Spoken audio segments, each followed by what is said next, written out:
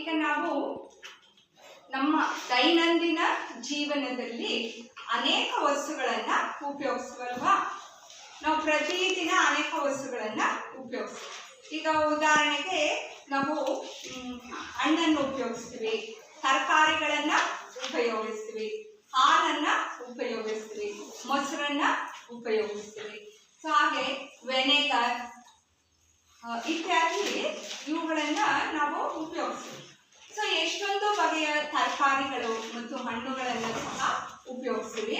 ಅವುಗಳಲ್ಲಿ ಕೆಲವು ಕಹಿ ರುಚಿಯನ್ನು ಹೊಂದಿರ್ತವೆ, ಇನ್ನು ಕೆಲವು ಹುಳಿ ರುಚಿಯನ್ನ ಹೊಂದಿರ್ತವಲ್ವಾ. ಈಗ ಹಣ್ಣುಗಳಲ್ಲಿ ಈಗ ನೋಡ್ರಿ, ಯಾವ ಈ ಕಿತ್ತಳೆ ಹಣ್ಣು ಎಲ್ಲ ಯೂಸ್ ಮಾಡ್ತೀವಿ, ಮಾವಿನ ಹಣ್ಣು, ಕಿತ್ತಳೆ ಹಣ್ಣು ಅಲ್ವಾ. ಅದೇ ರೀತಿ ನಾವು ನಿಂಬೆ ಹಣ್ಣನ್ನ ಸಹ ಉಪಯೋಗಿಸ್ತೀವಿ. ಸೊ ಇವೆಲ್ಲ ಯಾವ ರುಚಿಯಲ್ಲಿರುತ್ತೆ? ಯಾವ ರುಚಿಯಲ್ಲಿ? ಹುಳಿ ರುಚಿಯಲ್ಲಿ ಇರುತ್ತೆ. ಸೊ ಹಾಗೆ ನಾವು ಈ ಹಾಗಲಕಾಯಿನೆಲ್ಲ ಉಪಯೋಗಿಸುವಲ್ವಾ. ಸೊ ಹಾಗಲಕಾಯಿ ಒಂದು ತರಕಾರಿ. ಹಾಗೆ ಈಗ ಈ ಹಾಗಲಕಾಯಿಯ ರುಚಿ ಯಾವ ರುಚಿಯನ್ನು ಹೊಂದಿರುತ್ತೆ? ಕಹಿ ರುಚಿಯನ್ನ ಹೊಂದಿರುತ್ತೆ. ಸೊ ಹಾಗೆ ನಾವು ಉಪಯೋಗಿಸುವಂತಹ ಅನೇಕ ವಸ್ತುಗಳಲ್ಲಿ ಈಗ ಹಾಲನ್ನು ಉಪಯೋಗಿಸಿ ಹಾಲು ಮೊಸರಾಗುತ್ತೆ. ಆ ಮೊಸರು ಹುಳಿಯನ್ನ ಹೊಂದಿರುತ್ತೆ ಅಲ್ವಾ. ಸೊ ಹಾಗೆ ಈ ನಾವು ದೈನಂದಿನ ಜೀವನದಲ್ಲಿ ಉಪಯೋಗಿಸುವ ವಸ್ತುಗಳು ಆಮ್ಲ ಮತ್ತು ಪ್ರತ್ಯಾಮ್ಲಗಳಿಂದ ಮಾಡಲ್ಪಟ್ಟಿರುತ್ತೆ. ಸೊ ಅದರಿಂದ ಕೆಲವು ಕಹಿ ರುಚಿಯನ್ನು ಹೊಂದಿರ್ತವೆ, ಇನ್ನು ಕೆಲವು ಹುಳಿ ರುಚಿಯನ್ನ ಹೊಂದಿರ್ತವೆ ಅಲ್ವಾ. ಆದ್ರೆ ನಾನಾ ಬಗೆಯ ರುಚಿಗಳು ಇವೆ, ಅರ್ಥ ಆಗ್ತಾ ಇದೆಯಾ? ಸೊ ಹಾಗೆ ಈಗ ನಾವು ಸಿಹಿನೂ ಸಹ ಅದನ್ನು ಸಹ ಒಂದು ರುಚಿ ಅಲ್ವಾ. ಸೊ ಹಾಗೆ ನಾವು ಈಗ ಆಮ್ಲ ಮತ್ತು ಪ್ರತ್ಯಾಮ್ಲಗಳ ಬಗ್ಗೆ ಅಂದ್ರೆ ಕೆಲವೊಂದು ನಾವು ಇದರ ಬಗ್ಗೆ ತಿಳ್ಕೋಬೇಕಾಗಿದೆ, ಅಂದ್ರೆ ಇದರ ಇತಿಹಾಸ ಇದೆ. ಸೊ ಮೊದಲನೇದಾಗಿ ಆಂಟೋನಿ ಲ್ಯಾವೋಸಿಯರ್ ಅನ್ನುವಂಥವ್ರು, ಸೊ ಇವರು ರಸಾಯನಶಾಸ್ತ್ರದ ಆಧುನಿಕ ರಸಾಯನಶಾಸ್ತ್ರದ ಪಿತಾಮಹ ಅಂತ ನಾವು ಕರಿತೀವಿ. ಸೊ ಇವರ ಪ್ರಕಾರ ಆಮ್ಲಗಳು ಆಕ್ಸಿಜನ್ ಇಂದ ಅಂದ್ರೆ ಆಕ್ಸಿಜನ್ ಅಣುಗಳಿಂದ ಮಾಡಲ್ಪಟ್ಟಿವೆ ಅನ್ನುವಂಥದ್ದನ್ನ ತಿಳಿಸ್ತಾರೆ. ಸೊ ಹಾಗೆ ಈಗ ಹೈಡ್ರೋಕ್ಲೋರಿಕ್ ಆಮ್ಲ, ಆಮೇಲೆ ಈ ಸಲ್ಫ್ಯೂರಿಕ್ ಆಮ್ಲಗಳನ್ನೆಲ್ಲ ಏನಾದ್ರೆ ಅವುಗಳನ್ನೆಲ್ಲ ಆಮ್ಲಗಳು ಸಿಕ್ಕಿದಾಗ ಅಂದ್ರೆ ಆವಿಷ್ಕಾರವನ್ನ ಮಾಡಿದಾಗ ಅವರಿಗೆ ಏನಂದ್ರೆ ಹೈಡ್ರೋಜನ್ ಇಂದ ಮಾಡಲ್ಪಟ್ಟಿದೆ ಆಮ್ಲಗಳು ಅನ್ನುವಂಥದ್ದನ್ನ ಅವರು ತಿಳಿತಾರೆ. ಸೊ ಅದನ್ನ ಹ್ಯಾಂಪ್ರಿ ಡೇವಿ ಅನ್ನುವಂಥವ್ರು ಆಮ್ಲಗಳು ಹೈಡ್ರೋಜನ್ ಅಯಾನುಗಳಿಂದ ಮಾಡಲ್ಪಟ್ಟಿದೆ ಅನ್ನುವಂಥದ್ದನ್ನ ಅವರು ತಿಳಿಸ್ತಾರೆ. ಸೊ ಹಾಗೆ 1923ರಲ್ಲಿ ಬ್ರಾನ್ಸ್ಟೆಡ್ ಮತ್ತು ಥಾಮಸ್ ಲೌರಿ ಅನ್ನುವಂಥವ್ರು ಅವರು ಸಹ ರಸಾಯನಶಾಸ್ತ್ರಜ್ಞರು. ಅವರು ಒಂದು ಈ ಆಮ್ಲ ಮತ್ತು ಪ್ರತ್ಯಾಮ್ಲಗಳನ್ನ ಅವರು ಉದಾಹರಣೆಯೊಂದಿಗೆ ಅವರು ವಿವರಿಸ್ತಾರೆ ಮತ್ತು ಆಮ್ಲ ಮತ್ತು ಪ್ರತ್ಯಾಮ್ಲಗಳಿಗೆ ಇರುವಂತಹ ಗುಣಗಳ ಬಗ್ಗೆನೂ ಸಹ ಅವರು ವಿವರಿಸ್ತಾರೆ. ಸೊ ಅದೇ ರೀತಿ ಅವರು ಒಂದು ಸಿದ್ಧಾಂತವನ್ನ ಮಂಡಿಸ್ತಾರೆ. ಸೊ ಅದು ಏನಪ್ಪಾ ಅಂದ್ರೆ ಬ್ರಾನ್ಸ್ಟೆಡ್ ಮತ್ತು ಲೌರಿ ಸಿದ್ಧಾಂತ ಅನ್ನುವಂತಹ ಸಿದ್ಧಾಂತವನ್ನ ಅವರು ಮಂಡಿಸ್ತಾರೆ. ಸೊ ಈ ಸಿದ್ಧಾಂತದ ಪ್ರಕಾರ ಆಮ್ಲಗಳು ಪ್ರೋಟಾನ್ ಅಥವಾ ಹೈಡ್ರೋಜನ್ ಅಯಾನುಗಳ ದಾನಿಗಳು ಆಗಿರ್ತವೆ. ಅದೇ ರೀತಿ ಪ್ರತ್ಯಾಮ್ಲಗಳು ಹೈಡ್ರೋಜನ್ ಅಥವಾ ಪ್ರೋಟಾನ್ಗಳ ಸ್ವೀಕಾರಿಗಳು ಆಗಿರ್ತವೆ ಅನ್ನುವಂಥದ್ದನ್ನ ಅವರು ಸಿದ್ಧಾಂತಗಳನ್ನ ಮಂಡಿಸ್ತಾರೆ. ಸೊ ಹೀಗೆ ಅನೇಕ ಈ ರಸಾಯನಶಾಸ್ತ್ರಜ್ಞರು ಒಂದೊಂದೇ ಈ ಆಮ್ಲ ಮತ್ತು ಪ್ರತ್ಯಾಮ್ಲಗಳನ್ನ ಕಂಡುಹಿಡ್ಕೊಂತ ಬಂದ್ರು. ಸೊ ಈ ದಿನ ನಾವು ಆಮ್ಲ ಅಂದ್ರೇನು, ಪ್ರತ್ಯಾಮ್ಲ ಅಂದ್ರೇನು ಮತ್ತು ಲವಣಗಳ ಬಗ್ಗೆ ನಾವು ತಿಳ್ಕೊಳ್ತೀವಿ. ಅರ್ಥ ಆಗ್ತಾ ಇದೆಯಾ? ಈಗ ನಾವು ನಮ್ಮ ದೈನಂದಿನ ಜೀವನದಲ್ಲಿ ನಾವು ಈಗಾಗಲೇ ಹೇಳ್ದಂಗೆ ಆಮ್ಲ ಮತ್ತು ಪ್ರತ್ಯಾಮ್ಲಗಳು ಮತ್ತು ಲವಣಗಳು. ಲವಣ ಅಂದ್ರೆ ಏನು? ಈಗ ಸಾಲ್ಟ್ಸ್ ಅಂದ್ರೆ ನಾವು ಈಗ ಉಪ್ಪನ್ನು ಉಪಯೋಗಿಸ್ತಾರೆ, sodium chloride. So sodium chloride ನಾವು ಪ್ರತಿನಿತ್ಯ ಉಪ್ಪಿಲ್ಲ ಅಂದ್ರೆ ನಾವು ಅಂದ್ರೆ ನಮ್ಮ ಆಹಾರ ರುಚಿನೇ ಇರಲ್ಲ ಅಲ್ವಾ. ಸೊ ಅದರಿಂದ ನಾವು ಈ ಲವಣಗಳನ್ನು ಸಹ ಈ ಪಾಠದಲ್ಲಿ ನಾವು ತಿಳ್ಕೊಳ್ತೀವಿ. ಆಮ್ಲ, ಪ್ರತ್ಯಾಮ್ಲ ಮತ್ತು ಲವಣಗಳಲ್ಲಿ ಅರ್ಥ ಆಗ್ತಾ ಇಲ್ಲ. ಸೊ ಈಗ ನಾವು ನಮ್ಮ ಪ್ರಯೋಗಾಲಯದಲ್ಲಿ ಅನೇಕ ಆಮ್ಲಗಳನ್ನ ನಾವು ಬಳಸ್ತೀವಿ. ಸೊ ಆಮ್ಲಗಳಿಗೆ ಉದಾಹರಣೆ ಯಾವಪ್ಪ ಅಂದ್ರೆ ಹೈಡ್ರೋಕ್ಲೋರಿಕ್ ಆಮ್ಲ, ಸಲ್ಫ್ಯೂರಿಕ್ ಆಮ್ಲ, ನೈಟ್ರಿಕ್ ಆಮ್ಲ, ಹಾಗೆ ಅಸಿಟಿಕ್ ಆಮ್ಲ CH3COOH. ಸೊ ಈಗ ನಾವು ಕಾಮನ್ ಆಗಿ ಯೂಸ್ ಮಾಡುವಂತಹ ಆಮ್ಲಗಳು ಹೈಡ್ರೋಕ್ಲೋರಿಕ್ ಆಮ್ಲ, ಸಲ್ಫ್ಯೂರಿಕ್ ಆಮ್ಲ, ನೈಟ್ರಿಕ್ ಆಮ್ಲ ಮತ್ತು ಅಸಿಟಿಕ್ ಆಮ್ಲ. ಅರ್ಥ ಆಗ್ತಾ ಇದೆಯಾ? ಸೊ ಪ್ರತ್ಯಾಮ್ಲಗಳಲ್ಲಿ sodium hydroxide, potassium hydroxide, so calcium hydroxide ಮತ್ತು ಮೆಗ್ನೀಷಿಯಂ ಹೈಡ್ರಾಕ್ಸೈಡ್. ಸೊ ಇನ್ನು ಅನೇಕ ಈ ಆಮ್ಲ ಮತ್ತು ಪ್ರತ್ಯಾಮ್ಲಗಳನ್ನ ನಾವು ಉಪಯೋಗಿಸ್ತೀವಿ. ಆದರೆ ಅವುಗಳನ್ನು ಅಂದ್ರೆ ನಿಮಗೆ ಈ ಪ್ರೌಢಶಾಲೆಯಲ್ಲಿ ಸಾಮಾನ್ಯವಾಗಿ ಈ ಆಮ್ಲ ಮತ್ತು ಪ್ರತ್ಯಾಮ್ಲಗಳನ್ನ ನಾವು ಯೂಸ್ ಮಾಡ್ತೀವಿ. ಇನ್ನು ನೀವು ಕಾಲೇಜಿಗೆ ಹೋದ್ರೆ ಇನ್ನಷ್ಟು ಆಮ್ಲ ಮತ್ತು ಪ್ರತ್ಯಾಮ್ಲಗಳ ಬಗ್ಗೆ ನೀವು ತಿಳ್ಕೊಳ್ತೀವಿ. ಅರ್ಥ ಆಗ್ತಾ ಇದೆಯಾ? ಸೊ ಹಾಗೆ ಈಗ ನಾವು ಆಮ್ಲ ಮತ್ತು ಪ್ರತ್ಯಾಮ್ಲಕ್ಕೆ ಇರುವಂತಹ ವ್ಯತ್ಯಾಸವನ್ನ ನಾವು ತಿಳ್ಕೊಳ್ಳೋಣ. ಅರ್ಥ ಆಗ್ತಾ ಇದೆಯಾ? ಆಮ್ಲಗಳು ಹುಳಿ ರುಚಿಯನ್ನ ಹೊಂದಿದ್ದು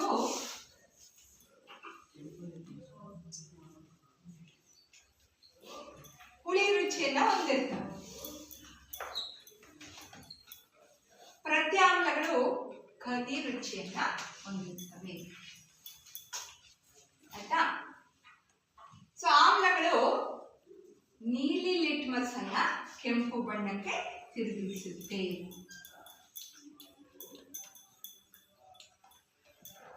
ಪ್ರತ್ಯಾಮ್ಲಗಳು ಕೆಂಪು ಲಿಟ್ಮಸ್ ಅನ್ನ ನೀಲಿ ಬಣ್ಣಕ್ಕೆ ತಿರುಗಿಸುತ್ತೆ.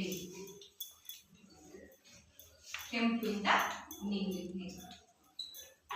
ಸೊ ಇದನ್ನ ನಾವು ಇಲ್ಲಿರುವಂತಹ ವಸ್ತುಗಳನ್ನ ಉಪಯೋಗಿಸಿ ಈ ಪ್ರಯೋಗವನ್ನ ಮಾಡೋಣ. ಅಂದ್ರೆ ಆಮ್ಲ ಮತ್ತು ಪ್ರತ್ಯಾಮ್ಲಗಳ ಗುಣಗಳನ್ನ ನಾವು ತಿಳ್ಕೊಳ್ಳೋಣ. ಸೊ ನಾವು ಇಲ್ಲಿ ಕೊಟ್ಟಿರುವಂಥದ್ದು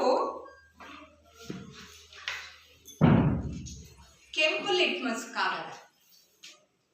ಅರ್ಥ ಆಗ್ತಾ ಇದೆ? ಸೊ ಇಲ್ಲಿ ಇರುವಂಥದ್ದು ನೀಲಿ ಲಿಟ್ಮಸ್ ಕಾಗದ. ಇಲ್ಲಿ ನಾನು ಅನೇಕ ವಸ್ತುಗಳನ್ನ ತೆಗೆದುಕೊಂಡಿದ್ದೀನಿ. ಸ್ವಲ್ಪ ಈ ಟೆಸ್ಟ್ ಟ್ಯೂಬಲ್ಲಿ ನಿಂಬೆ ರಸವನ್ನ ತೆಗೆದುಕೊಂಡಿದ್ದೀನಿ.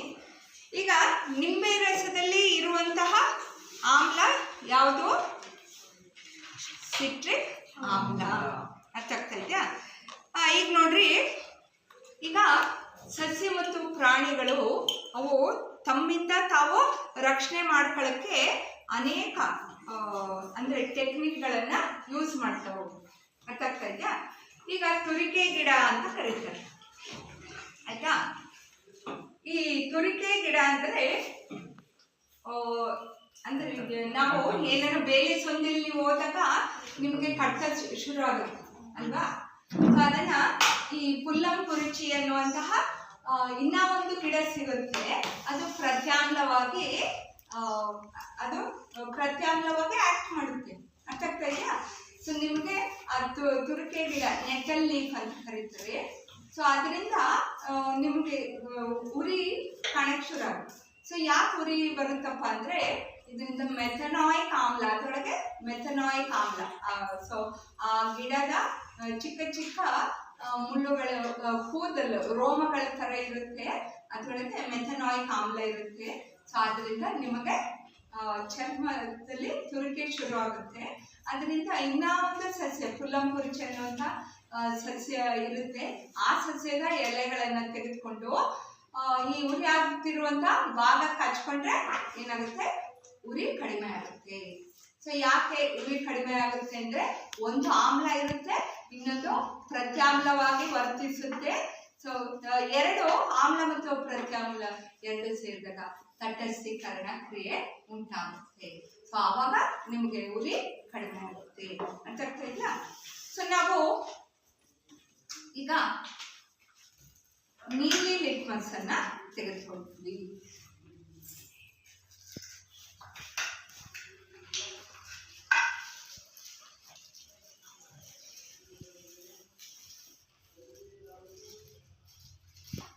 ಇದು ನೀಲಿ ಲಿಟ್ಮಸ್ ಕಾಗದ.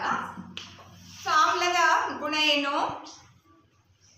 ನೀಲಿ ಲಿಟ್ಮಸ್ ಅನ್ನ ಕೆಂಪು ಬಣ್ಣಕ್ಕೆ ತಿರುಗಿಸುತ್ತೆ.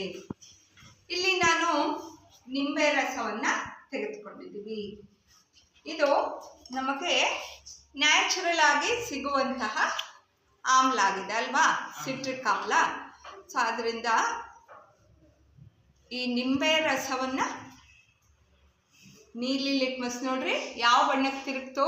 ಕೆಂಪು ಬಣ್ಣಕ್ಕೆ. ನೀಲಿ ಲಿಟ್ಮಸ್ ಕೆಂಪು ಬಣ್ಣಕ್ಕೆ ತಿರುಗ್ತು. ಅರ್ಥ ಆಗ್ತಾ ಇದೆಯಾ? ಸೊ ಆಮ್ಲಗಳು ನೀಲಿ ಲಿಟ್ಮಸ್ ಅನ್ನ ಕೆಂಪು ಬಣ್ಣಕ್ಕೆ ತಿರುಗಿಸುತ್ತೆ. ಸೊ ಹಾಗೆ ಇಲ್ಲಿ ಕೆಲವು ಆಮ್ಲಗಳಿವೆ. ವೆನೆಗರ್, ಹೈಡ್ರೋಕ್ಲೋರಿಕ್ ಆಮ್ಲ. ಅರ್ಥ ಆಗ್ತಾ ಇದೆಯಾ? ಸೊ ಇದು ವೆನೆಗರ್ ಅಂದ್ರೆ ಅಸಿಟಿಕ್ ಆಮ್ಲವನ್ನ ನಾವು ವೆನೆಗರ್ ಅಂತ ಕರಿತೀವಿ. ಸೊ ಇಲ್ಲಿ ಸೂತ್ರ ಬರ್ತಿದ್ದೀನಲ್ವಾ, CH3COOH. ಸೊ ಇದು ವಿನೆಗಾರ್ ಅಂತ ಕರಿತೀವಿ. ಈಗ ಗೋಬಿ ಮಂಚೂರಿ ಇವೆಲ್ಲ ತಿಂತಿರಲ್ವಾ, ಸೊ ಅಲ್ಲಿ ಹುಳಿ ಬರಲಿಕ್ಕೆ ಇದನ್ನ ಹಾಕ್ತಾರೆ ಸ್ವಲ್ಪ ಅಲ್ವಾ. ಸೊ ಹಾಗೆ ನೀಲಿ ಲಿಟ್ಮಸ್ಗೆ ನಾನು ವೆನೆಗರ್ ಅನ್ನ ಹಾಕಿ ನೋಡ್ತೀನಿ. ಅರ್ಥ ಆಗ್ತಾ ಇದೆಯಾ? ಇದು ಸಹ ಆಮ್ಲ ಅಲ್ವಾ, ವೆನೆಗರ್.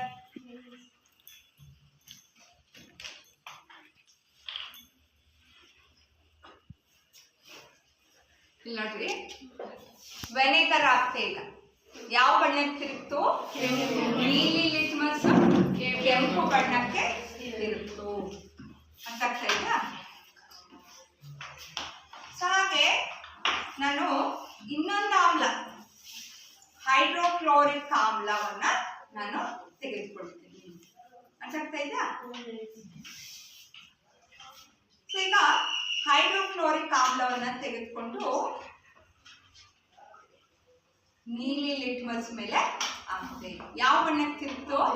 ಕೆಂಪು ಬಣ್ಣ. ಸೊ ಇದರಿಂದ ಆಮ್ಲಗಳು ನೀಲಿ ಲಿಟ್ಮಸ್ ಅನ್ನ ಕೆಂಪು ಬಣ್ಣಕ್ಕೆ ತಿರುಗಿಸುತ್ತೆ ಅನ್ನುವಂಥದ್ದನ್ನ ನಾವು ತಿಳ್ಕೊಂಡ್ವಿ ಅಲ್ವಾ. ಸೊ ಹಾಗೆ ಈಗ ನಾವು ಪ್ರತ್ಯಾಮ್ಲಗಳ ಬಗ್ಗೆ ನಾವು ತಿಳ್ಕೊಳ್ಳೋಣ. ಸೊ ಈಗ ನಾನು ಪ್ರತ್ಯಾಮ್ಲವಾಗಿ ಸೋಪಿನ ಪುಡಿ ಅಂದ್ರೆ ಇದರೊಳಗೆ ಸೋಡಿಯಂ ಹೈಡ್ರಾಕ್ಸೈಡ್ ಇರುತ್ತೆ. ಇದು ಕೆಂಪು ಲಿಟ್ಮಸ್ ಅನ್ನ ತೆಗೆದುಕೊಳ್ತೀನಿ. ಕೆಂಪು ಲಿಟ್ಮಸ್ ಅನ್ನ ನೀಲಿ ಬಣ್ಣಕ್ಕೆ ತಿರುಗಿಸುತ್ತೆ ಪ್ರತ್ಯಾಮ್ಲ.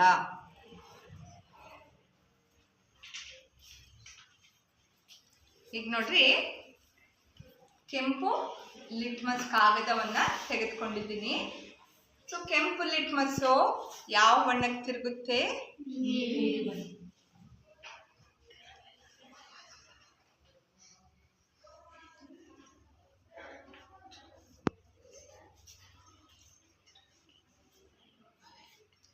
ನೋಡ್ರಿ, ಸ್ವಲ್ಪ ನೀಲಿ ಬಣ್ಣಕ್ಕೆ ತಿರುಗಿದೆ ಆಯ್ತಾ. ಇಲ್ಲಿ ಸಾಬೂನು ಕೆಳಗಡೆ ಇರೋದ್ರಿಂದ ಇನ್ನ ಒಂದು ಎಲೆಯನ್ನ ತೆಗೆದುಕೊಳ್ಳೋದು.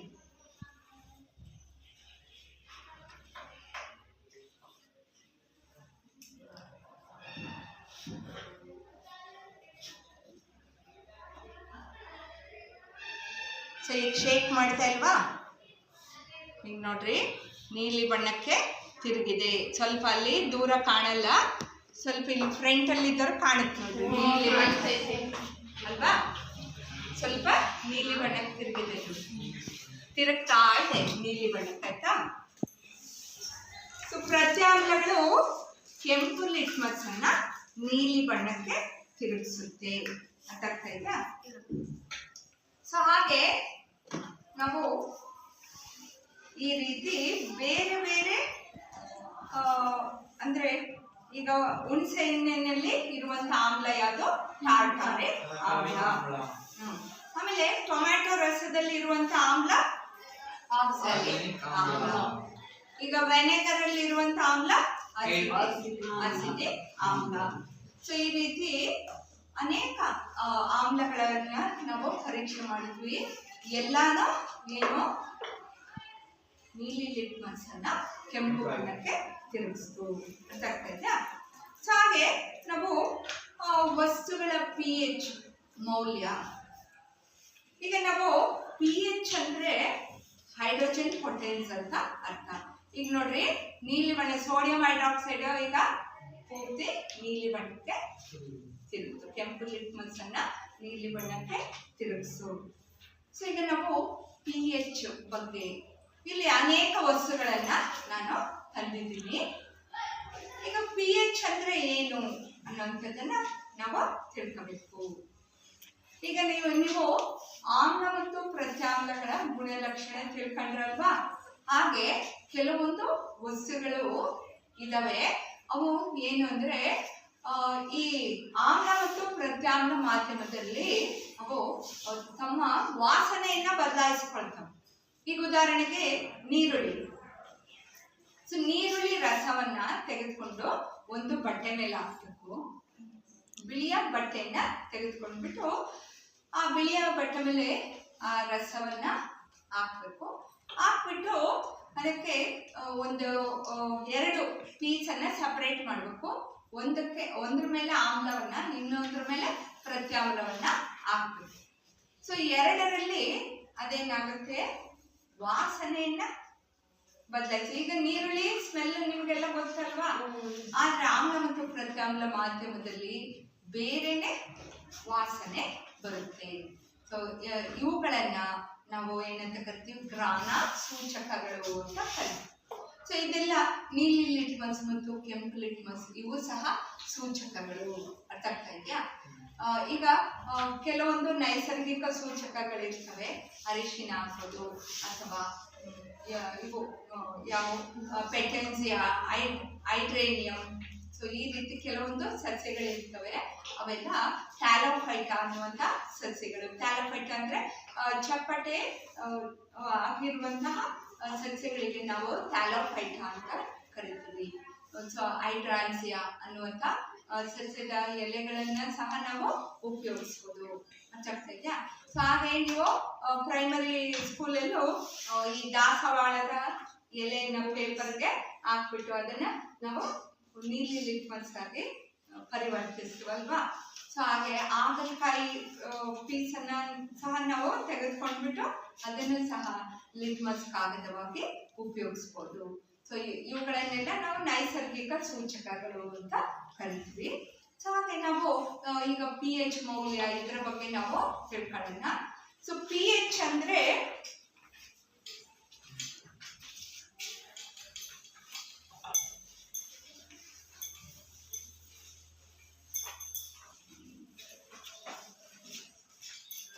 ಜರ್ಮನ್ ಪದ ಅಂದ್ರೆ pH ಅಂದ್ರೆ H ಅಂದ್ರೆ ಹೈಡ್ರೋಜನ್,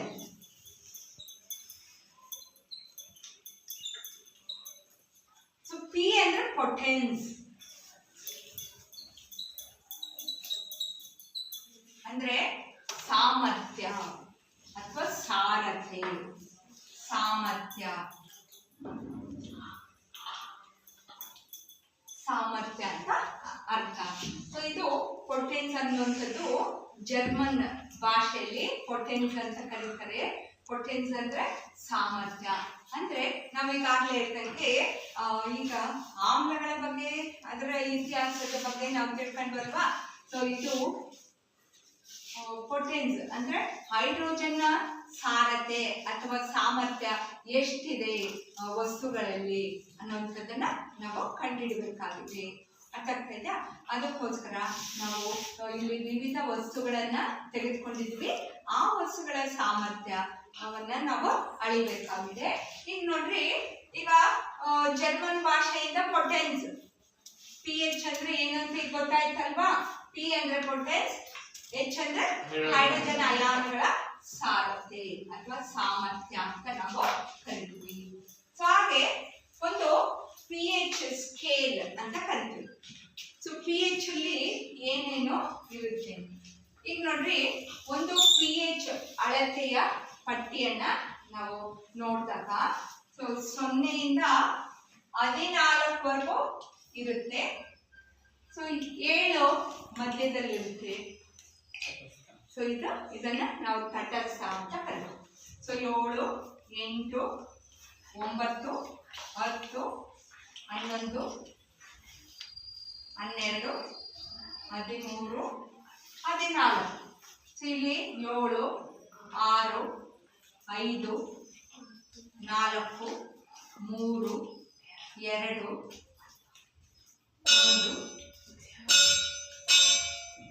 ಇದು 0. ಸೊ ಇದು ತಟಸ್ಥ. 7ಅನ್ನ ನಾವು ತಟಸ್ಥ ಅಂತ ಕರಿತೀವಿ. ಹಾಗೆ ಈಗ ನೋಡ್ರಿ, ಇಲ್ಲಿ ಜಾಸ್ತಿ ಆದಷ್ಟು ಈಗ ನೋಡ್ರಿ ಈ ಸಾರತೆ ಅಂತ ಕರಿತೀವಲ್ವಾ. ಸೊ ಇಲ್ಲಿ ನಾವು OH ಮೈನಸ್ ಅಯಾನುಗಳ ಸಾರತೆಯನ್ನ ತೆಗೆದುಕೊಳ್ತೀವಿ. ಸೊ ಈ ಕಡೆ H ಪ್ಲಸ್ ಅಯಾನಿನ ಸಾರತೆಯನ್ನ ತೆಗೆದುಕೊಳ್ತೀವಿ. ಈಗ ಎಷ್ಟು ಕಡಿಮೆ ಆಗುತ್ತೋ ಹೈಡ್ರೋಜನ್ ಅಯಾನ ಸಾರತೆ ಜಾಸ್ತಿ ಆಗುತ್ತೆ. ಅಂದ್ರೆ ಯಾವ ವಸ್ತುಗಳಲ್ಲಿ ಹೈಡ್ರೋಜನ್ ಅಯಾನುಗಳ ಸಾರತೆ ಜಾಸ್ತಿ ಇರುತ್ತೋ ಅಂತಹ ವಸ್ತುಗಳಿಗೆ ನಾವು ಆಮ್ಲ ಅಂದ್ರೆ ಆಮ್ಲೀಯತೆ ಜಾಸ್ತಿ ಇದೆ ಅಂತ ಅರ್ಥ. ಈಗ ಉದಾಹರಣೆಗೆ 1 ಅಥವಾ 1.2 ಇದ್ರೆ ಈಗ ನೋಡ್ರಿ 5 ಅಥವಾ 6 ಇದ್ರೆ ಇಲ್ಲಿ ಆಮ್ಲಗಳ ಸಾರತೆ ಯಾವ್ದ್ರಲ್ಲಿ ಜಾಸ್ತಿ ಇದೆಯಪ್ಪ ಅಂದ್ರೆ 1ರಲ್ಲಿ ಜಾಸ್ತಿ ಇರುತ್ತೆ. ಅದಾಗ್ತಾ ನಿಮ್ಗೆ ಪರೀಕ್ಷೆಯಲ್ಲಿ ಕೇಳ್ತಾರೆ. ಸೊ ಈ ರೀತಿ ಎಷ್ಟೊಂದು ಸಂಖ್ಯೆಗಳನ್ನ ಕೊಟ್ಟಿರ್ತಾರೆ. ಇವುಗಳನ್ನ ಈ ಹೈಡ್ರೋಜನ್ ಸಾರತೆ ಅಥವಾ ಆಮ್ಲೀಯ ಮಾಧ್ಯಮದ ಸಾರತೆ ಅಂದ್ರೆ ಈ ಆಮ್ಲದ ಅಂದ್ರೆ ಪೊಟೆನ್ಷಿಯಲ್ ಎಷ್ಟು ಯಾವ್ದ್ರಲ್ಲಿ ಜಾಸ್ತಿ ಇದೆ ಅದನ್ನ ನಾವು ಏರಿಕೆ ಕ್ರಮದಲ್ಲೋ ಅಥವಾ ಇಳಿಕೆ ಕ್ರಮದಲ್ಲೋ ಬರೀರಿ ಅಂತ ಕೇಳ್ತಾರೆ. ಅರ್ಥ ಆಗ್ತಾ ಇದೆಯಾ? ಹೈಡ್ರೋಜನ್ ಸಾರತೆಯನ್ನ ಏರಿಕೆ ಕ್ರಮದಲ್ಲಿ ಬರೀರಿ ಅಂತ ಕೇಳ್ತಾರೆ ಅಥವಾ ಇಳಿಕೆ ಕ್ರಮದಲ್ಲಿ ಬರೀರಿ ಅಂತ ಕೇಳ್ತಾರೆ. ಸೊ ಇಲ್ಲಿ ಎಷ್ಟು ಈ ಸಂಖ್ಯೆ ನಾವು ಸಂಖ್ಯೆಯಲ್ಲಿ ನೋಡಿದಾಗ ಈಗ 1 ಇದ್ರೆ ಅದು ಪ್ರಬಲ ಆಮ್ಲ ಅಂತ ಅರ್ಥ. ಆಗ್ತಾ ಇದೆಯಾ? ಈಗ 7ರಿಂದ ಅಂದ್ರೆ 6.5 ಹಂಗಿದ್ರೆ 1 ಮತ್ತು 6ಅನ್ನ ತೆಗೆದುಕೊಂಡಾಗ ಇದು ಪ್ರಬಲ ಆಮ್ಲ ಆಗುತ್ತೆ, ಇದು ದುರ್ಬಲ ಆಮ್ಲ ಆಗುತ್ತೆ. ಅರ್ಥಾಗ್ತಾ ಇದೆಯಾ? ಇದು ಪ್ರಬಲ ಆಮ್ಲ, ಇದನ್ನ ದುರ್ಬಲ ಆಮ್ಲ ಅಂತ ಕರಿತೀವಿ. ಅರ್ಥಾಗ್ತಾ ಇದೆಯಾ? ಆದರೆ ನಾವು ಪ್ರತ್ಯಾಮ್ಲನ ನೋಡಿದಾಗ ಪ್ರತ್ಯಾಮ್ಲ ಇವುಗಳಿಗೆ ಹೋಲಿಸಿಕೊಂಡಾಗ ಪ್ರತ್ಯಾಮ್ಲಗಳಿಗೆ OH ಅಯಾನುಗಳ ಸಾರತೆ ಅದು ಜಾಸ್ತಿ ಏರಿಕೆ ಕ್ರಮದಲ್ಲಿ ಏರಿದಷ್ಟು ಅದರ ಪೊಟೆನ್ಷಿಯಲ್ ಜಾಸ್ತಿ ಇರುತ್ತೆ. ಅರ್ಥ ಆಗ್ತಾ ಇದೆಯಾ? ಅಂದ್ರೆ ಈಗ ನೋಡ್ರಿ 8 ಮತ್ತು 14 ತೆಗೆದುಕೊಳ್ಳೋಣ. ಈಗ ಪ್ರತ್ಯಾಮ್ಲ ಯಾವುದು ಪ್ರಬಲ ಪ್ರತ್ಯಾಮ್ಲ ಅಂತ ಕೇಳಿದ್ರೆ ನಾವು ಅವಾಗ 14 ಸೂಚಿಸಬೇಕು. ಪ್ರಬಲ ಪ್ರತ್ಯಾಮ್ಲ ಯಾವ್ದಾಗುತ್ತೆ? 14. ಸೊ ಹೀಗೆ ಈ pH ಸ್ಕೇಲ್ ಅಲ್ಲಿ ಬೇರೆ ಬೇರೆ ಬಣ್ಣಗಳನ್ನು ಕೊಟ್ಟಿರ್ತಾರೆ. ಬೇರೆ ಬೇರೆ ಅಂದ್ರೆ ಇಲ್ಲಿ ಆರೆಂಜ್ ಬಣ್ಣ, ಸ್ವಲ್ಪ ಲೈಟ್ ಆರೆಂಜ್ ಇರುತ್ತೆ. ಆಮೇಲೆ ಇಲ್ಲೆಲ್ಲ ಡಾರ್ಕ್ ಕೆಂಪು. ಸೊ ಈಗ ನಾವು ಆಮ್ಲಗಳು ನೀಲಿ ಲಿಟ್ಮಸ್ ಅನ್ನ ಕೆಂಪು ಹಾಕ್ಸುತ್ತೆ ಅಂತ ನಾವು ತಿಳ್ಕೊಂಡ್ವಲ್ವಾ, ಅದೇ ರೀತಿ ಪ್ರತ್ಯಾಮ್ಲಗಳು ಲೈಟ್ ನೀಲಿ ಇರುತ್ತೆ, ಇಲ್ಲಿ ತಿಳಿ ನೀಲಿ ಇರುತ್ತೆ, ಹೋಗ್ತಾ ಹೋಗ್ತಾ ಡಾರ್ಕ್ ನೀಲಿ ಆಗುತ್ತೆ. ಅಂದ್ರೆ ಅದು ಪ್ರಬಲ ಪ್ರತ್ಯಾಮ್ಲ ಅಂತ ಅರ್ಥ. ಅರ್ಥ ಆಗ್ತಾ ಇದೆಯಾ? ಸೊ ಈ ರೀತಿ ನಾವು ಈ pH ಮೌಲ್ಯ ಅಂದ್ರೆ ಹೈಡ್ರೋಜನ್ ಪೊಟೆನ್ಸಿ. ಈಗ ಉದಾಹರಣೆಗೆ ರೈತರ ಜಮೀನಿನಲ್ಲಿ ಮಣ್ಣಿರುತ್ತೆ, ಆ ಮಣ್ಣಿನಲ್ಲಿ ಆಮ್ಲತೆ ಎಷ್ಟಿದೆ ಅಂತ ನಾವು ಟೆಸ್ಟ್ ಮಾಡಬೇಕು. ಅಂದರೆ ಸ್ವಲ್ಪ ಆ ಮಣ್ಣಿನ ಸ್ಯಾಂಪಲನ್ನು ತೆಗೆದುಕೊಳ್ಬೇಕು, ಮತ್ತು ಅದಕ್ಕೆ ಸ್ವಲ್ಪ ನೀರನ್ನು ಬೆರೆಸ್ಬಿಟ್ಟು ಆ ಮಣ್ಣಿನ ಆಮ್ಲತೆ ಎಷ್ಟಿದೆ ಅಂತ ನಾವು ಪರೀಕ್ಷಿಸ್ಬೋದು. ಅರ್ಥ ಆಗ್ತಾಯಿತಾ? ಆಮ್ಲತೆ ಜಾಸ್ತಿ ಇದ್ದರೆ ಸಸ್ಯಗಳು ಏನಂದ್ರೆ ಅವುಗಳ ಬೆಳವಣಿಗೆ ಕಡಿಮೆ ಆಗುತ್ತೆ, ಕುಂಠಿತ ಬೆಳವಣಿಗೆ ಉಂಟಾಗುತ್ತೆ. ಸೊ ಈ ರೀತಿ ನಾವು pH ಮೌಲ್ಯ, ಕೆಲವೊಂದು ವಸ್ತುಗಳ pH ಮೌಲ್ಯವನ್ನು ನಾವು ಅಳಿತೀವಿ. ಸೊ ಹಾಗೆ ನಮ್ಮ ದೇಹದ ರಕ್ತದ pH ಮತ್ತು ನಮ್ಮ ದೇಹದ pH 7ರಿಂದ 7.5 ಇರುತ್ತೆ. 7ರಿಂದ 7.5 ಇರುತ್ತೆ ನಮ್ಮ ದೇಹ. ಸೊ ಆದ್ದರಿಂದ ನಮ್ಮ ದೇಹ ತಟಸ್ಥವಾಗಿರುತ್ತೆ. ಮತ್ತೆ ನಾವು ಆಮ್ಲ ಮತ್ತು ಪ್ರತ್ಯಾಮ್ಲ ಎರಡನ್ನ ಅಂದ್ರೆ ನಮ್ಮ ದೇಹ ತಡ್ಕೊಳ್ಳುತ್ತೆ. ಅರ್ಥ ಆಗ್ತಾ ಇದೆಯಾ? ಸೊ ಯಾಕೆಂದ್ರೆ ಅದರ pH ಮೌಲ್ಯ 7ರಿಂದ 7.5 ಇರುತ್ತೆ. ಅರ್ಥ ಆಗ್ತಾ ಇದೆಯಾ? ಸೊ ಹಾಗೆ ನಾವು ನಮ್ಮ ಜಠರದ pH ಮೌಲ್ಯ ಎಷ್ಟಿರುತ್ತಪ್ಪ ಅಂದ್ರೆ 1.2 ಇರುತ್ತೆ. ಇದ್ರ ಅರ್ಥ ಏನು? ನಮ್ಮ ಜಠರದಲ್ಲಿ ಹೈಡ್ರೋಕ್ಲೋರಿಕ್ ಆಮ್ಲ ಇರುತ್ತೆ. ಅರ್ಥ ಆಗ್ತಾ ಇದೆಯಾ? ಈ ಹೈಡ್ರೋಕ್ಲೋರಿಕ್ ಆಮ್ಲ ಅಂದ್ರೆ ಪ್ರಬಲ ಆಮ್ಲ ಆಗಿರುತ್ತೆ. ಯಾಕೆಂದ್ರೆ 1.2 ಅಂದ್ರೆ ಇದು ಪ್ರಬಲ ಆಮ್ಲ ಆಗಿರುತ್ತೆ. ಅರ್ಥ ಆಗ್ತಾ ಇದೆ? ನಾನು ಹೇಳಿದ್ನಲ್ವಾ, ಸೊ ಎಷ್ಟು ಈ H+ ಅಯಾನಗಳು ಅಂದ್ರೆ ಇಳಿಕೆ ಕ್ರಮದಲ್ಲಿ ಇರುತ್ತೋ ಅಷ್ಟು ಪ್ರಬಲ ಆಗಿರುತ್ತೆ ಇದರ ಅರ್ಥ. ಅರ್ಥ ಆಗ್ತಾ ಇದೆಯಾ? ಸೊ ಹಾಗೆ ನಮ್ಮ ಈ ದೇಹದ pH ಮೌಲ್ಯ ಎಷ್ಟಿರುತ್ತೆ? 7ರಿಂದ 7.5. ನಮ್ಮ ಜಠರ ರಸದ pH ಮೌಲ್ಯ ಎಷ್ಟಿರುತ್ತೆ? 1.2 ಇರುತ್ತೆ. ಸೊ ಹಾಗೆ ಮಿಲ್ಕ್ ಆಫ್ ಮೆಗ್ನೀಷಿಯಾ ಅಂತ ಕರೀತೀವಿ. ಸೊ ಕೆಲವು ಸಲ ನಮ್ಮ ಹೊಟ್ಟೆ ಉರಿಯುತ್ತಲ್ವಾ, ನೀವು ಏನಾರ ಎಣ್ಣೆ ಪದಾರ್ಥನೋ ಅಥವಾ ಕೆಲವು ಸಲ ಆಹಾರವನ್ನ ನೀವು ಬಹಳ ಲೇಟಾಗಿ ಸೇವಿಸಿರ್ತೀರಿ ಅಲ್ವಾ. ಕೆಲವು ಸಲ ಈಗ ನೀವು ಬೆಳಗಿನ ತಿಂಡಿನೇ ತಿಂದು ಬಂದಿರಲ್ಲ ಅಲ್ವಾ, ಅವಾಗ ಏನಾಗುತ್ತೆ? ನಿಮ್ಮ ಹೊಟ್ಟೆ ಉರಿ ಶುರು ಆಗುತ್ತೆ. ಯಾಕೆಂದ್ರೆ ಜಠರ ರಸದಲ್ಲಿ ಹೈಡ್ರೋಕ್ಲೋರಿಕ್ ಆಮ್ಲ ಇರುತ್ತೆ. ಅದೇ ಜಾಸ್ತಿ ಆದ್ರೆ ಏನಾಗುತ್ತೆ? ನಿಮಗೆ ಹೊಟ್ಟೆ ಉರಿ ಶುರು ಆಗುತ್ತೆ. ಅರ್ಥ ಆಗ್ತಾ ಇದ್ದ? ಅದೇ ರೀತಿ ಈಗ ಮಿಲ್ಕ್ ಆಫ್ ಮೆಗ್ನೀಷಿಯಾ, ಮೆಗ್ನೀಷಿಯದ ಹಾಲು ಅಂತ ಕರೀತೀವಿ. ಸೊ ಅದು ಅದೇನು? ಪ್ರತ್ಯಾಮ್ಲ. ಸೊ ನಮ್ಮ ಜಠರದಲ್ಲಿ ಆಮ್ಲತೆ ಆದಾಗ ನಾವು ಏನ್ ತೆಗೆದುಕೊಳ್ತೀವಿ? ಪ್ರತ್ಯಾಮ್ಲವನ್ನ ನಾವು ತೆಗೆದುಕೊಳ್ತೀವಿ. ಸೊ ಅವಾಗ ಏನಾಗುತ್ತೆ? ಹೊಟ್ಟೆ ಉರಿ ಏನಾಗುತ್ತೆ? ಕಡಿಮೆ ಆಗುತ್ತೆ, ಅದು ತಟಸ್ಥ ಆಗುತ್ತೆ. ಅವಾಗ ನಮ್ಮ ಹೊಟ್ಟೆ ಈ ಮೆಗ್ನೀಷಿಯದ ಹಾಲನ್ನ ನಾವು ತೆಗೆದುಕೊಂಡಾಗ ತಟಸ್ಥ ಆಗುತ್ತೆ, ಅಂದ್ರೆ ಹೊಟ್ಟೆ ಉರಿ ಕಡಿಮೆ ಆಗುತ್ತೆ ಅಂತ ಅರ್ಥ. ಅರ್ಥ ಆಗ್ತಾ ಇದೆಯಾ? ಸೊ ಹೀಗೆ ನಾವು ಈಗ ಆಮ್ಲ ಮಳೆ ಅಂತ ಕರಿತೀವಿ ಅಲ್ವಾ. ಆಮ್ಲ ಮಳೆ ಅಂದ್ರೆ ಈಗ ಅನೇಕ ಕಾರ್ಖಾನೆಗಳಲ್ಲಿ ಬರುವಂತಹ ಹೊಗೆಯಿಂದ, ಆಮೇಲೆ ನಾವು ಏನು ಈ ಉರುವಲುಗಳ ಎಲ್ಲ ಬಳಸ್ತೀವೋ ಅದರಿಂದ ಬರುವಂತಹ ಹೊಗೆಯಿಂದ ಏನಾಗುತ್ತೆ? ವಾತಾವರಣದಲ್ಲಿ ನೈಟ್ರೋಜನ್ ಡೈಆಕ್ಸೈಡ್ ಮತ್ತು sulphur dioxide NO2 SO2 so ಇವೇನಾಗ್ತವೆ?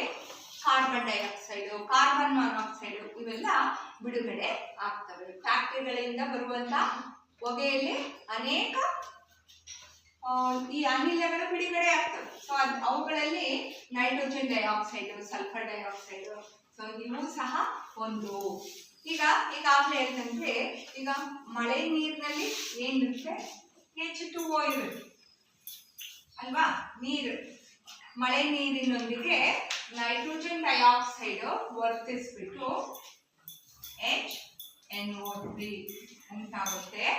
ಮತ್ತೆ ನೀರಿನೊಂದಿಗೆ ಸಲ್ಫರ್ ಡೈಆಕ್ಸೈಡ್ ವರ್ತಿಸಿದಾಗ H2SO4.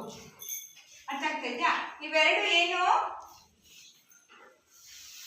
HNO3 ಮತ್ತು H2SO4 ಏನು? ಆಮ್ಲಗಳು ಅಲ್ವಾ. ನೈಟ್ರಿಕ್ ಆಮ್ಲ ಮತ್ತು ಸಲ್ಫ್ಯೂರಿಕ್ ಆಮ್ಲ. HNO3 ಮತ್ತು H2SO4. ಸೊ ಇವೆರಡು ಆಮ್ಲಗಳು ಆಗಿವೆ. ಅರ್ಥ ಆಗ್ತಾ ಇದೆಯಾ? ಸೊ ಹಾಗೆ ಇವು ಆಮ್ಲಗಳಾಗಿರೋದ್ರಿಂದ ಇವೇನಾಗ್ತವೆ, ಮಳೆ ನೀರಿನೊಂದಿಗೆ ಎಲ್ಲಿ ಬೀಳ್ತವೆ? ಭೂಮಿ ಮೇಲೆ ಬೀಳುತ್ತೆ. ಅರ್ಥ ಆಗ್ತಾ ಇದೆಯಾ? ಭೂಮಿ ಮೇಲೆ ಬಿದ್ದಾಗ ಅದು ಈ ಮಣ್ಣಿನ ಆಮ್ಲತೆಯನ್ನ ಜಾಸ್ತಿ ಮಾಡುತ್ತೆ. ಸೊ ಸಸ್ಯಗಳ ಬೆಳವಣಿಗೆನೂ ಸರಿಯಾಗಲ್ಲ. ಅರ್ಥ ಆಗ್ತಾ ಇದೆಯಾ? ಸೊ ಹಾಗೆ ನೀರಿನೊಳಗೆ ಬೆರೆತಾಗ ಜಲಚರ ಜೀವಿಗಳ ಮೇಲೂ ಸಹ ಪ್ರಭಾವ ಬೀಳುತ್ತೆ. ಸೊ ಆದ್ದರಿಂದ ನಾವು ಈ ಫ್ಯಾಕ್ಟ್ರಿಗಳನ್ನೆಲ್ಲ ಇಲ್ಲಿ ಊರಿನ ಆಚೆಗೆ ಅವುಗಳನ್ನ ಸ್ಥಾಪಿಸಲಿಕ್ಕೆ ಸರ್ಕಾರ ಪರ್ಮಿಷನ್ ಅನ್ನ ಕೊಡ್ತಿದೆ ಅಲ್ವಾ? ಸೊ ಇದು ಒಂದು pH ಸ್ಕೇಲ್. ಸೊ ನಿಮಗೆ ಎಲ್ಲ ಕಾಣುತ್ತಾ? ಹತ್ರಕ್ಕೆ ಬಂದು ತೋರಿಸ್ತೀನಿ ಆಯ್ತಾ? pH ಸ್ಕೇಲ್ ಅಂತ ಇಲ್ಲಿ ನೀವು ಕಾಣ್ಬೋದು. ಬೇರೆ ಬೇರೆ ಬಣ್ಣ ಇದೆ. ಆರೆಂಜ್ ಬಣ್ಣ ಇದೆ, ಮತ್ತೆ ನೀಲಿ ಬಣ್ಣದ ಕಾಣಿಸುತ್ತೆ. ಸೊ ಇಲ್ಲಿ ಅನೇಕ ವಸ್ತುಗಳೇ ನಾನು ತಂದಿದ್ದೀನಲ್ವಾ, ಯಾವ್ದ್ರ pH ಮೌಲ್ಯ ಎಷ್ಟು ಅನ್ನೋಂಥದ್ದನ್ನ ನಾವು ಕಂಡಿದ್ದೀನ. ಅರ್ಥ ಆಗ್ತಾ ಇದೆಯಾ? ಈಗ ನೋಡ್ರಿ, ಈಗ ನಾನು ತೆಗೆದುಕೊಂಡಿರುವಂಥ ವಸ್ತು ಯಾವಪ್ಪ ಅಂದರೆ ಹುಣಸೆ ರಸವನ್ನು ತೆಗೆದುಕೊಂಡಿದ್ದೀವಿ. ಈಗ ನೋಡ್ರಿ, ಆಮ್ಲ ಆದರೆ ಆರೆಂಜ್ ಬಣ್ಣ, ಕೆಂಪು, ಡಾರ್ಕ್ ಕೆಂಪು ಬಂದರೆ ಅದು ಪ್ರಬಲ ಆಮ್ಲ ಅಂತ ಅರ್ಥ. ಸೊ ಇದು ಹುಣಸೆ ರಸ. ಅರ್ಥ ಆಗ್ತಾ ಇದೆಯಾ? ಈಗ ಹುಣಸೆ ರಸದಲ್ಲಿ ಇರುವಂಥ ಆಮ್ಲ ಯಾವುದು? ಯಾವ ಆಮ್ಲ? ಟಾರ್ಟಾರಿಕ್ ಆಮ್ಲ. ಸೊ ಈಗ ನೋಡ್ರಿ, ಹುಣಸೆ ರಸದಲ್ಲಿ ಇರುವಂಥ ಆಮ್ಲ ಟಾರ್ಟಾರಿಕ್ ಆಮ್ಲ. ಯಾವ ಬಣ್ಣಕ್ಕೆ ತಿರುಗ್ತು? ಕೆಂಪು ಬಣ್ಣ. ಅಂದರೆ ಇದು ಪ್ರಬಲ ಆಮ್ಲವಾಗಿದೆ. ತುಂಬಾ ಡಾರ್ಕ್ ಇದೆ ನೋಡ್ರಿ ಅಲ್ವಾ? ಪ್ರಬಲ ಆಮ್ಲ ಆಗಿದೆ ಇದು. ಈಗ ನೆಕ್ಸ್ಟು ಇನ್ನ ಒಂದು, ಇಲ್ಲಿ ನಿಮ್ಮ ಶಾಲೆಯಲ್ಲೇ ಇರುವಂತಹ ನೀರನ್ನ ತೆಗೆದುಕೊಂಡಿದ್ದೀನಿ ಆಯ್ತಾ? ಶಾಲೆಯಲ್ಲಿ ನೀರು ಇದೆಯಲ್ವಾ, ನೀವು ಕುಡಿತೀರಲ್ವಾ, ಆ ನೀರನ್ನ ತೆಗೆದುಕೊಂಡಿದ್ದೀನಿ. ಇಲ್ಲಿ ನೋಡ್ರಿ, ಯಾವ ಬಣ್ಣನೂ ಚೇಂಜ್ ಆಗಲ್ಲ. ನಾನು ಫಿಲ್ಟರ್ ವಾಟರನ್ನು ತೆಗೆದುಕೊಂಡಿದ್ದೀನಿ ಅಲ್ವಾ? ನೀಲಿಗೂ ಬರಲಿಲ್ಲ, ಕೆಂಪು ಬರಲಿಲ್ಲ, ಅಂದರೆ ಇದು ತಟಸ್ಥ ಆಗಿದೆ ಅಂತ ಅರ್ಥ.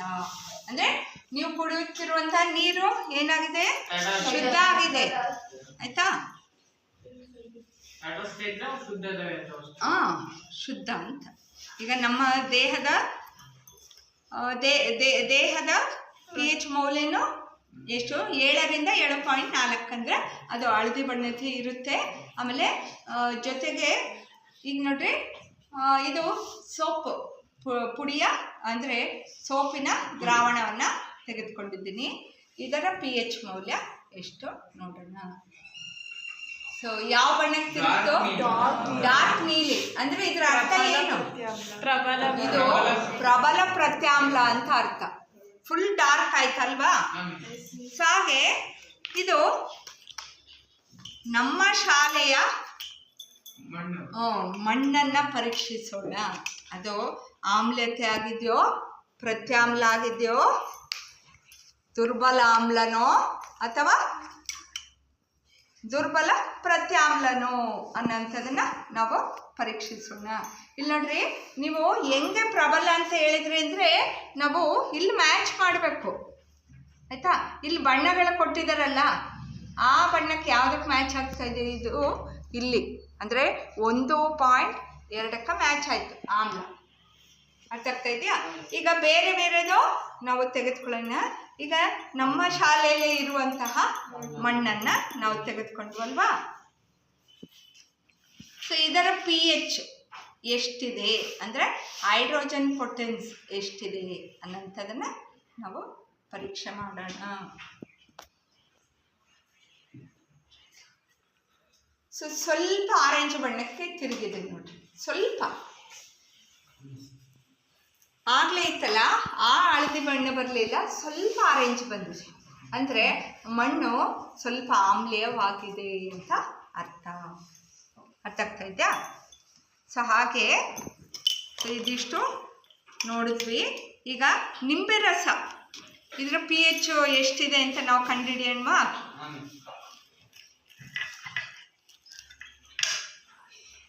ಈಗ ನಿಂಬೆ ರಸ, ಇದನ್ನು ಸಹ ಇದರಲ್ಲಿ ನಿಂಬೆ ರಸದಲ್ಲಿ ಯಾವ ಆಮ್ಲ ಇದೆ? ಸಿಟ್ರಿಕ್ ಆಮ್ಲ. ಸೊ ಇದರ pH ಮೌಲ್ಯವನ್ನು ನಾವು ಕಂಡುಹಿಡಿಯೋಣ. ಇಲ್ಲಿ ನೋಡ್ರಿ, ಯಾವ ಬಣ್ಣಕ್ಕೆ? ಡಾರ್ಕ್ ಆರೆಂಜ್ ತಿರುಗ್ತು ಅಲ್ವಾ? ಅಂದರೆ ಇದರ ಹೈಡ್ರೋಜನ್ ಪೊಟೆನ್ಸಿ, ಅಂದರೆ ಹೈಡ್ರೋಜನ್ ಅಯಾನುಗಳ ಸಾರತೆ ಜಾಸ್ತಿ ಇದೆ ಅಂತ ಅರ್ಥ ಆಗ್ತಾ ಇದೆಯಾ? ಸೊ ಇಲ್ಲಿ ನಾವು ಮ್ಯಾಚ್ ಮಾಡಿದ್ರೆ ಎಲ್ಲಿ ಬರುತ್ತೆ? ಡಾರ್ಕು, ಆಯಿತಾ? ಎಷ್ಟು ಅಂದರೆ 2ನೇ ಪಾಯಿಂಟಿಗೆ ಬಂತು ನೋಡ್ರಿ. ಅಂದರೆ 2.1 ಆ ಥರ, 2.1 ಆ ಥರ ಇರುತ್ತೆ. ಅರ್ಥ ಆಗ್ತಾ ಇದೆಯಾ? ಸೊ ಹಾಗೆ ಇಲ್ಲಿ ಹಾಲನ್ನು ತೆಗೆದುಕೊಂಡಿದ್ದೆ. ಹಾಲು ನೀವು ಪ್ರತಿದಿನ ಕುಡಿತೀರಲ್ಲ ಹಾಲು, ಹಾಂ, ಅದನ್ನೇ ತೆಗೆದುಕೊಂಡಿದ್ದೀನಿ. ನೋಡೋಣ, ಯಾಕೆಂದರೆ ಬೆಳಿಗ್ಗೆ ತೆಗೆದಿಟ್ಟಿರುವಂಥ ಹಾಲಿದು ಸ್ವಲ್ಪ ಚೇಂಜ್ ಆಗಿರುತ್ತೆ, ಸ್ವಲ್ಪ ಹುಳಿ ಆಗಿರ್ಬೋದು. ಆದರೂ ಟೆಸ್ಟ್ ಮಾಡೋಣ, ಆಯಿತಾ?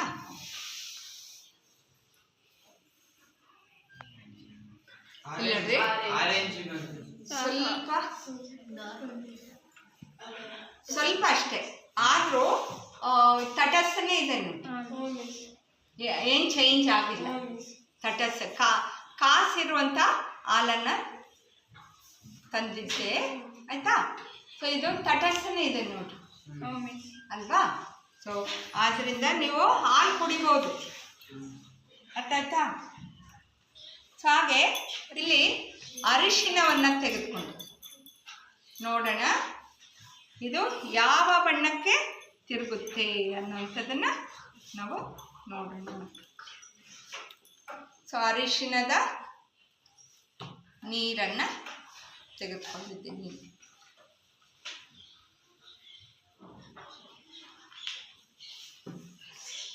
ಸೊ ಇಲ್ಲಿ ನೋಡ್ರಿ, ಅರಿಶಿನದು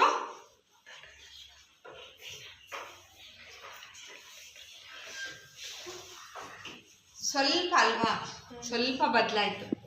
ಯಾಕೆಂದರೆ ಇಲ್ಲಿ ನಾವು ಬಳಸುವಂಥ ಅರಿಶಿನ ಏನಾಗಿರುತ್ತೆ, ಸ್ವಲ್ಪ ಮಿಕ್ಸ್ ಆಗಿರುತ್ತೆ, ಕೆಮಿಕಲ್ಸನ್ನು ಮಿಕ್ಸ್ ಮಾಡಿರ್ತಾರಲ್ವ, ಕಲಬೆರಕೆ ಆಗಿರುತ್ತಲ್ವ, ಸ್ವಲ್ಪ ಕೆಂಪನ್ನು ತೋರಿಸ್ತಾರೆ ಅಲ್ವಾ? ಸೊ ಹೀಗೆ ನಾವು ಈ ದಿನ ಅನೇಕ ವಸ್ತುಗಳು, ಅಂದರೆ ಆಮ್ಲ ಮತ್ತು ಪ್ರತ್ಯಾಮ್ಲಕ್ಕೆ ಇರುವಂಥ ವ್ಯತ್ಯಾಸ, ಆಮೇಲೆ ನಮ್ಮ ನೈಸರ್ಗಿಕವಾಗಿ ದೊರೆಯುವಂತಹ ಆಮ್ಲಗಳು, ಆಮೇಲೆ ಪ್ರತ್ಯಾಮ್ಲಗಳು, ಹಾಗೆ ನಾವು ಈ pH ಅಂದರೆ ಏನು, ಆಮೇಲೆ ಅನೇಕ ವಸ್ತುಗಳ pH ಮೌಲ್ಯವನ್ನು ಸಹ ನೀವು ಕಂಡುಹಿಡ್ಕೊಂಡ್ರಿ ಅಲ್ವಾ? ಸೊ ಹಾಗೆ ನಿಮಗೆ ಎಷ್ಟು ಅರ್ಥ ಆಗಿದೆ ಅಂತ ನಾನು ತಿಳ್ಕೊಬೇಕಲ್ವಾ? ಆದ್ದರಿಂದ ಎಷ್ಟು ಅರ್ಥ ಮಾಡ್ಕೊಂಡಿದ್ರ ಅಂತ ಪ್ರಶ್ನೆಯನ್ನು ಕೇಳಿ. ಸೊ ಆಮ್ಲ ಮತ್ತು ಪ್ರತ್ಯಾಮ್ಲಕ್ಕೆ ಇರುವಂತ ವ್ಯತ್ಯಾಸ ಏನು? ಭೂಮಿಕಾ.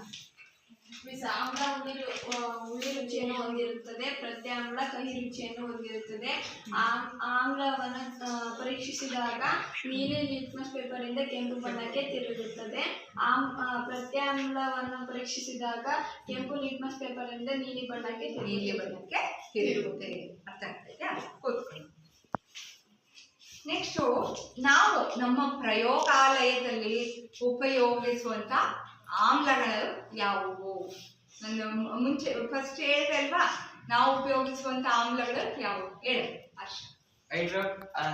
ಅಸೆಟಿಕ್ ಆಮ್ಲ, ಸಲ್ಫ್ಯೂರಿಕ್ ಆಮ್ಲ, ಹೈಡ್ರೋಕ್ಲೋರಿಕ್ ಆಮ್ಲ, ಆಮೇಲೆ ಸಲ್ಫ್ಯೂರಿಕ್ ಆಮ್ಲ, ನೈಟ್ರಿಕ್ ಆಮ್ಲ. ಸೊ ಕೂತ್ಕೋ, ಗುಡ್. ಹಾಗೆ ನಾವು ಈಗ ಆಮ್ಲಮಳೆ ಅಂದ್ರೆ ಮಳೆ ನೀರಿನ pH ಮೌಲ್ಯವು 5.6ಕ್ಕಿಂತ ಕಡಿಮೆ ಇದ್ದರೆ ಅದನ್ನು ಆಮ್ಲ ಮಳೆ ಎಂದು ಕರೆಯುತ್ತಾರೆ. ಆಯ್ತಾ? ಈಗ ನಮ್ಮ ಪ್ರಯೋಗಾಲಯದಲ್ಲಿ ಪ್ರತ್ಯಾಮ್ಲಗಳನ್ನು ಸಹ ಉಪಯೋಗಿಸ್ತೀವಿ ಅಲ್ವಾ. ನಾನು ಮುಂಚೆನೇ ಹೇಳಿದೆ ಪ್ರತ್ಯಾಮ್ಲ, ಕೆಲವೊಂದು ಪ್ರತ್ಯಾಮ್ಲಗಳ ಹೆಸರನ್ನು ಬರ್ತಿದ್ದೆ ಅಲ್ವಾ. ಯಾವುವು ಪ್ರತ್ಯಾಮ್ಲಗಳು? Sodium hydroxide, potassium hydroxide, magnesium hydroxide, calcium. Good. So ಹೀಗೆ ನೀವು ಅಷ್ಟೇ ನಾನು ಹೇಳಿದ್ನಲ್ವಾ ನೀರುಳ್ಳಿ ಗ್ರಾಣ ಸೂಚಕಗಳು ಅಂತ. ಸೊ ನಾಳೆ ನಿಮ್ಗೊಂದು ಚಟುವಟಿಕೆಯನ್ನು ಕೊಡ್ತೀನಿ. ಸೊ ಒಂದು ಯಾವ್ದಾರ ಬಟ್ಟೆ ತೆಗೆದುಕೊಳ್ಬೋದು, ನೀರುಳ್ಳಿ ರಸದಲ್ಲಿ ನೀವು ಹತ್ಕೊಂಡು ಬರಬೇಕು. ಇಲ್ಲಿ ನಾನು ಆಮ್ಲ ಮತ್ತು ಪ್ರತ್ಯಾಮ್ಲ ಎರಡನ್ನ ನಿಮಗೆ ಕೊಡ್ತೀನಿ, ನೀವೇ ಚಟುವಟಿಕೆಯನ್ನ ಮಾಡಬೇಕು. ಅರ್ಥ ಆಗ್ತಾ ಇದೆಯಾ?